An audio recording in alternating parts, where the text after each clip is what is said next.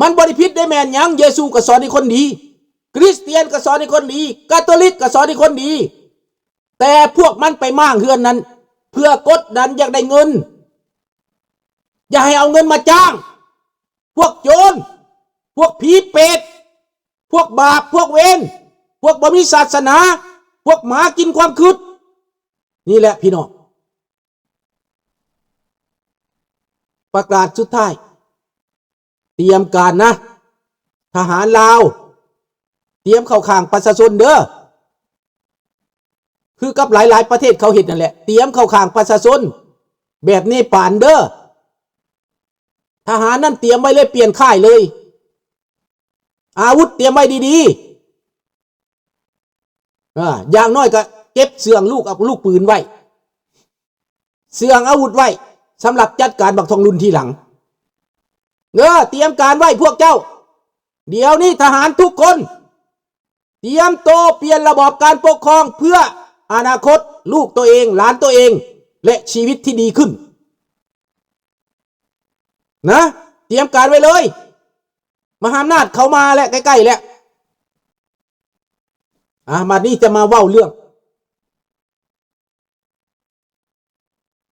ในโซเวียตในรัสเซียสบายดีน้องธนพรรัสเซียตอนนี้พี่น้องกำลังพ่ายแพ้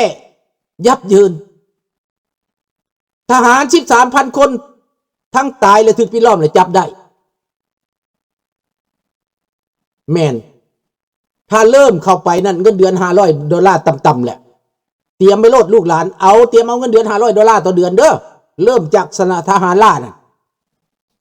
เตรียมมาเลยปลดปล่อยตัวเองและยึดทรัพย์พวกรวย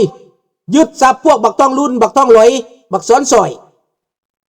เอามาเป็นทรัพย์สมบัติมาแบ่งปันให้ทหารแบ่งปันให้ประชาชนซื้อสร้างห้องหมอห้องเรียนให้ลูกหลานสมบัติของมันยึดเบิดอยู่ต่างประเทศข้าพเจ้าสิไปเลาะยึดเบิดธนาคารโลก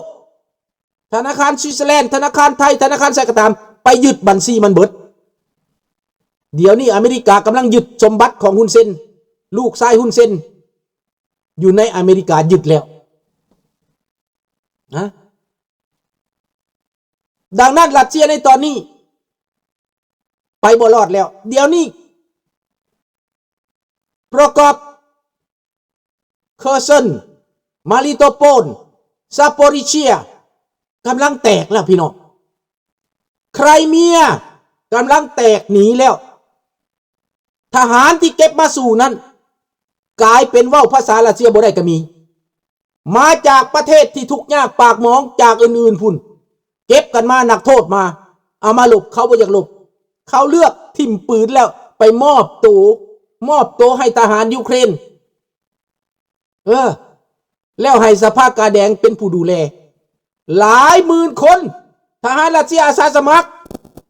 วางอาวุธนายโปตินสิเป็นบ้าตายแล้วพี่น้องตอนนี้นะส่งรถถังเข้ามากระจบแม่นแล้วห้องหมอฟรีเหมือนดังแต่ก่อนแบบลาวเฮาแต่ก่อนห้องหมอฟรีแต่ก่อนน่ะข้าพเจ้าอยู่ห้องหมอเซโนนั้นพ่อเลี้ยงของข้าพเจ้าดร.โรเลดจ่ายยาฟรีอยากกวดอยากผ่าตัดฟรีเบิดพี่น้องตัดแขนตัดขาปาดซิซาเรียนปาดอัมเพนดิซิสปาดอัมเพนดิสปาดฟรีเบิดพี่น้องนี่แหละพี่น้องการปิ่นปัวฟรีบริการฟรีสมัยก่อนมีดิสปังแซประจำตาแสงไทยบ้านได้รับการดูแลเบิ่งแยงเกิดลูกเกิดเต้าชาวบ้านก็ได้รับการดูแลเบิ่งแยงถึงแม้นว่าสมัยก่อนมันพันสมัยแต่เพิ่นก็พยายามในการสร้างโรงเรียนโรงหมอข้าพเจ้าก็ได้รับการศึกษามาจากนั้นถึงอยู่บ้านนอกก็ตามก็บ่ได้โง่บ่ได้จ้ายังเว้าภาษาฝรั่งเศสเป็นยังอ่านภาษาอังกฤษได้พี่น้องนี่ความดีของแต่ก่อนเงินแต่ก่อนก็บ่ได้ตกราคาดังนั้นรัสเซียใกล้จะสูญสลายไปในที่สุดใกล้จะจบแล้วพี่น้องจะเอาอาวุธหยังมายิงก็ตามสู้ใจคนบ่ได้ดอกมันสู้ใจคนบ่ได้ลูกหลานฟัง ถ้าพวกลูกหลานตัดสินใจ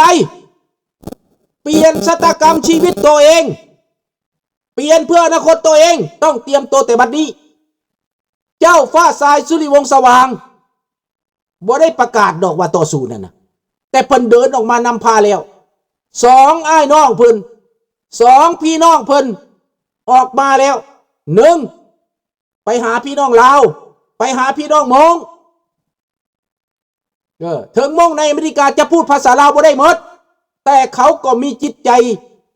เชื่อมั่นและจงรักภักดีนี่ต้องตบมือให้จะพูดภาษาอย่างก็ได้จะพูดภาษาอังกฤษจะพูดภาษาลาวจะพูดภาษามงจะพูดพุทธไทยจะพูดลาวเทิงลาวลุมก็ดีหมดขอแต่เป็นคนดีขอแต่จงรักภักดีต่อเชื้อชาติบ้านเมืองต่อบรรพบุรุษสองพระองค์จะนำพากอบกู้เกียรติศักดิ์ศรีแผ่นดินที่สูญเสียไปผิดพลาดไปทำให้ล้มเหลวทำให้ยากจนทำให้ไม่มีกฎหมายศักดิ์สิทธิ์ทำให้ละเมิดสิทธิทำให้ตกต่ำเสื่อมเสียในประเทศตัวเองทรัพยากรหายไปพริบตาดังนั้นข้าพเจ้ากล้าฆ่านายทองลุนเลยมึงจะเอาลูกชายมาก็อยู่บ่ได้ทองลุนบักสอนไซเซนกันความชอบธรรมหมดไปแล้วสหายทองลุนหมดไปแล้วนะเปลี่ยนซะลาออกซะยอมพัฒนาซะจะได้โทษเบาลงนะทองลุนพนักงานทหารตำรวจขอพวกท่านเตรียมใจเปลี่ยนใจทันทีอีกบ่นานเจอกันราตรีสวัสดิ์โชคดีทุกคนหวังว่าจะมีความเปลี่ยนแปลงและจะเปลี่ยนทัศนคติจะได้รับโทษเบาลงและจะได้รับความเห็นใจขอบพระคุณมากๆครับราตรีสวัสดิ์ทุกท่านครับ Good night บอนนุยบายบาย See you tomorrow Good night Au revoir Thank you Merci beaucoup ขอบคุณมากครับราตรีสวัสดิ์ครับ